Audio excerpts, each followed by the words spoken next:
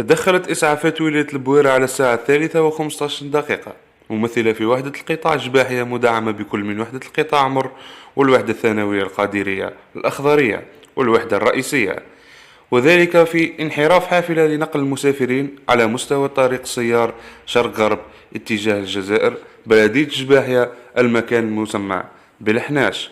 وأدى هذا الحادث المريع إلى 3 وفيات و11 جريح.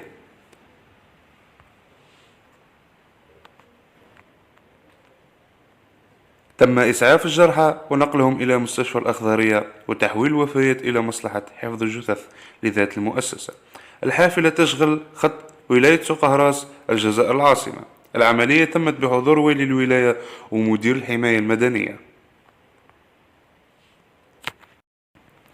إنا لله وإنا إليه راجعون.